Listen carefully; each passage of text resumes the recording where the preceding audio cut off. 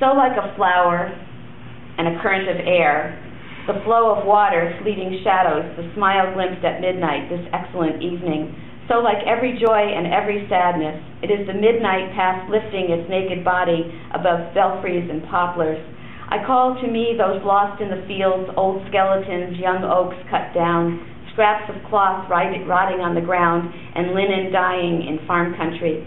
I call tornadoes and hurricanes, storms, typhoons, cyclones, tidal waves, earthquakes. I call the smoke of volcanoes and the smoke of cigarettes, the rings of smoke from expensive cigars. I call lovers and loved ones. I call the living and the dead. I call grave diggers. I call assassins. I call hangmen, pilots, bricklayers, architects, assassins. I call the flesh. I call the one I love. I call the one I love. I call the one I love. The jubilant midnight unfolds its satin wings and perches on my bed. The belfries and the poplars bend to my wish. The former collapse, the latter bow down. Those lost in the fields are found in finding me. The old skeletons are revived by my voice. The young oaks cut down and covered with foliage. The scraps of cloth rotting on the ground and in the earth snap at the sound of my voice like a flag of rebellion. The linen drying in farm country clothes adorable women whom I do not adore, who come to me obeying my voice. Adoring tornadoes revolve in my mouth. Hurricanes, if it is possible, redden my lips. Storms roar at my feet. Typhoons, if it is possible, ruffle me. I get drunken kisses from the cyclones. The tidal waves come to die at my feet. The earthquakes do not shake me, but fade completely at my command. The smoke of volcanoes clothes me with its vapors, and the smoke of cigarettes perfumes me, and the rings of cigar smoke crown me. Love and love so long hunted find refuge in me. Lovers, listen to my voice. The living and the dead yield to me and salute me, the former coldly, the latter warmly.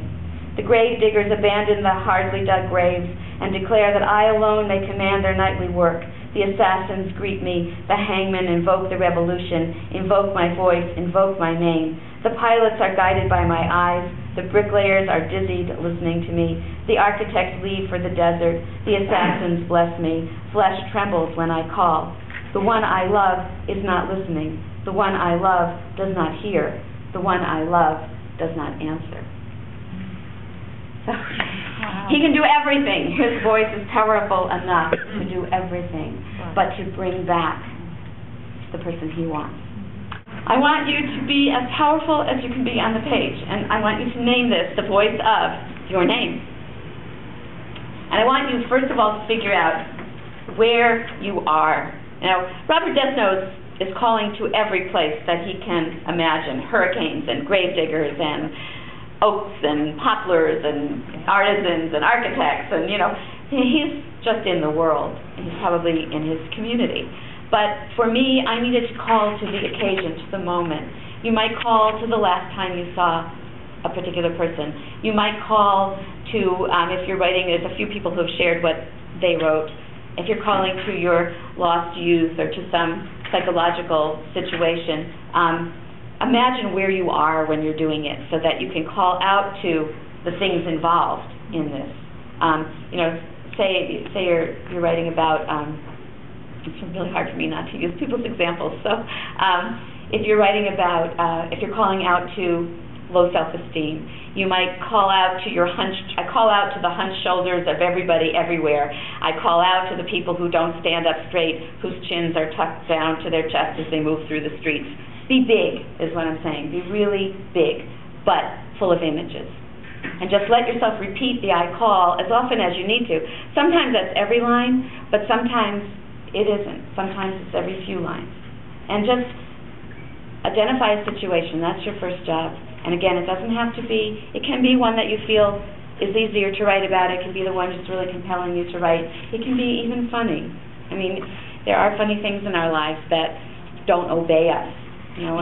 This is really moving from where I was speaking, but if you're training a puppy, for instance, there's a lot to call out to. I call out to the sneakers, the lace is chewed and wet. I call out to. So take your situation and convert it into images and call to those images and call and call. And something will enter. What entered for me was the moon. What enters for Robert Desnos is everybody's doing everything he says, but his love doesn't answer. Okay, is that enough to go on? Okay. It's tough. It's tough, but what makes it not tough is the specifics. Just let yourself see, hear, taste, touch, and smell whatever you're calling out to, and give it a sweater with moth holes, and give it a grapefruit tree, and give it a desk by the entryway.